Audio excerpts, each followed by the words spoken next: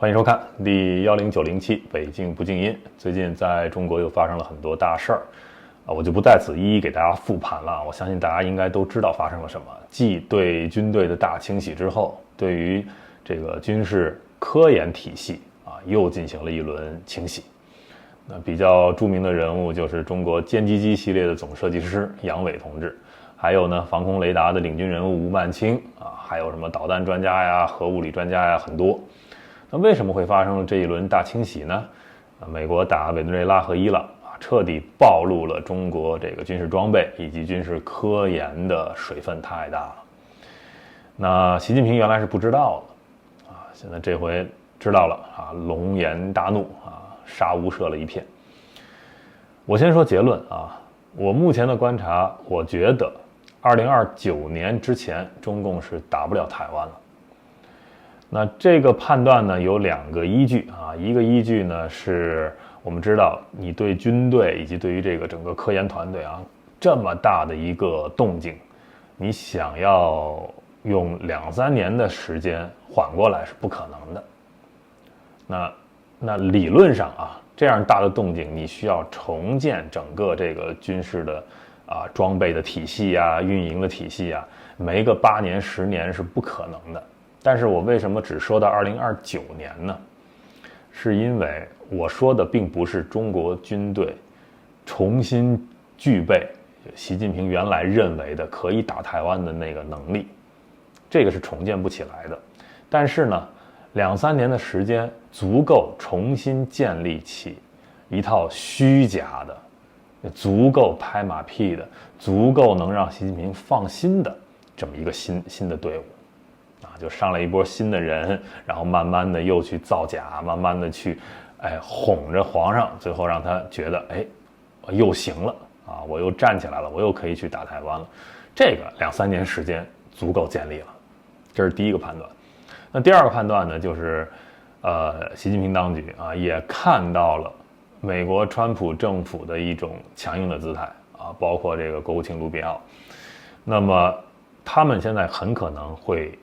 认怂示弱然后去重新的去调整。所以这2-3年时间他们要等这一届川普政府下台。那2028年是美国下一次的大选，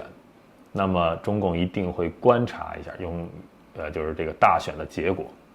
然后再去决定是不是要动手对台湾。所以那29年会不会就一定去打呢？不一定。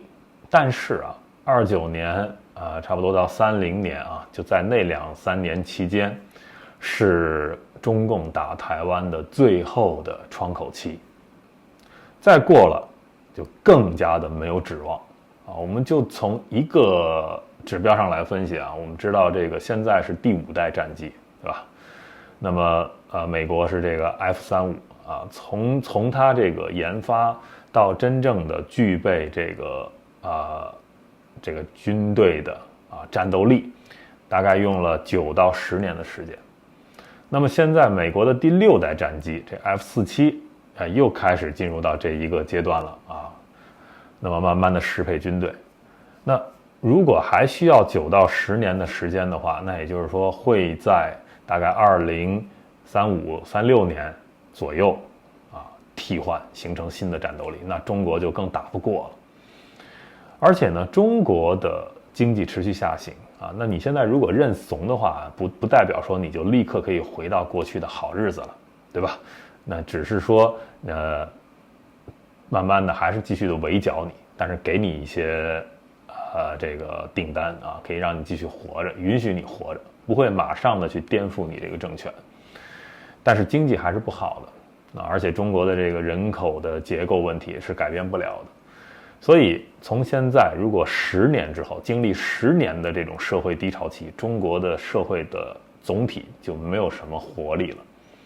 也就是10年之后你要想再发动一场全面的，都不说世界大战就是一个涉及太平洋的一个这么大战局的一个战争，中国都发动不起来了，无论从财力、军力、人力都搞不起来了。那所以在那之前，也就是说比如说2029年2030年的时候，中共会不会殊死一搏，在那个点上豁出去了？因为现在其实是可能是豁出去最好的点，但他豁不出去啊，因为军队有这么大的动静，然后又发现自己的装备又造假，这些，所以他现在有点豁不出去啊，他抓不住这个时间点。那么29年，如果他还要豁出去的话，那就是他最后的机会。我一点也不怀疑习近平对于台湾的这个野心，以及作为他毕生要干的事情，他一定会干的啊。但是也不代表说他现在73岁就急到就不能忍了。他是一个很能忍的人，所以再忍2-3年，我觉得他忍得了。2-3年后他也就76嘛。其实他的预期寿命说150岁有点太扯了啊，但是我觉得活到90多岁，以目前的这些医疗水平是没问题的啊。他又不像毛泽东那样完全不听劝就完全挥霍自己的这个生命，所以毛泽东83岁就去了，对吧？但是习近平我觉得不会，所以活到90多岁没问题。也就是说他还有20多年，他可以等他可以慢慢的去建立这个军队，他不用在此时此刻，比如2026年、2027年就贸然的去干这个事情。那这个消息对于中国人是好消息还是坏消息呢？分人我们知道中国人也是不一样的，对不对？如果是已经退休的现在拿着这个退休金每个月1-2万也好这个18000也好，这样的人对他们是一个好消息因为不会马上进入一个战时体系，他们还可以过这样的生活，再过2-3年甚至再过3-4年，才有可能迎来这个变局。那对于现在已经这个失业上有老下有小的这些中年人，40-50岁的，算不算好消息呢？一半一半吧日子还是很艰难，但是也没有进入战时体系还可以继续的往前奔一奔。那对于谁来说是很坏的消息呢？年轻人。因为我们知道打仗并不可怕，不是说打仗就立刻全国都变成焦土，对吧？那你有外力的时候才有可能真正的让中共下台。如果没有外力没有美国，没有日本，没有台湾，就没有这些事儿，中共认怂了，不打了。假设是这样的话，一直持续到习近平比如活到96岁，20多年后他死去才会造成一个契机，导致中共下台的话，那这未来的这20多年，中国就是一潭死水。那这些年轻人，现在20-30岁的或者这个18、19、20出头了，你想想，20多年后你多大？你就40多了，你就变成跟我一样大了。所以这20多年的时光，你就是在中国那一潭死水里去过你会过得非常的苦闷。你所有关于你人生的这些梦想，你要实现的这些意义，你可能都实现不了。那当然了，对于有能力或者有想法想闯出来想润出来的人，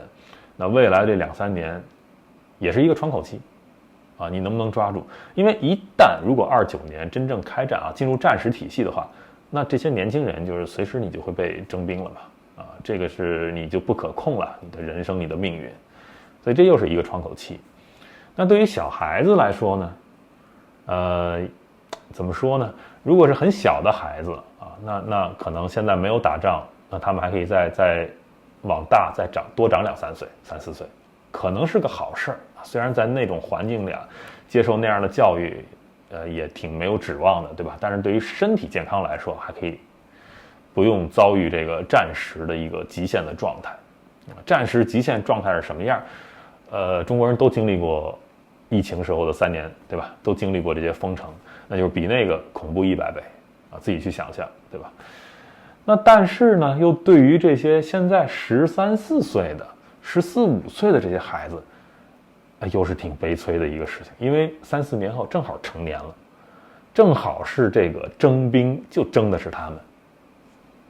对他们又是最不公平的。所以你看，就是不同的年龄，你面对这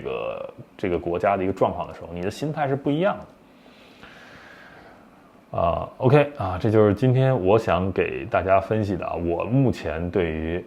中共会不会打台湾的一个看法当然了，这个也不一定准你们可能有你们的看法，欢迎呢这个留言告诉我。那我最后说一种特殊的情况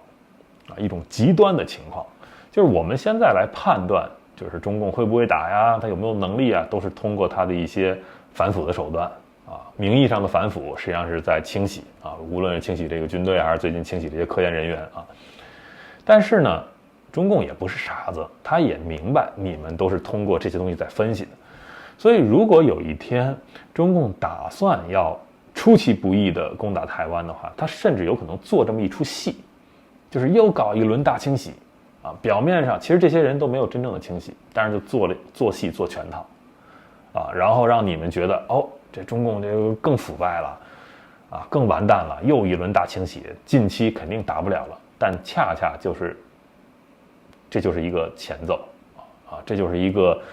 烟雾弹，然后他们就真的打了。这也是有可能，他们反其道而行之，这就是我说的另一种极端的可能啊。这种可能会不会在最近这个2029年之前啊，这2-3年发生也有可能啊。我不怕被打脸，因为这个东西没什么所谓的，这个东西谁怎么预测都有可能对或者错啊。我们只是把各种情况都说出来，你有什么想法啊？可以留言告诉我。好，欢迎收看、订阅、分享。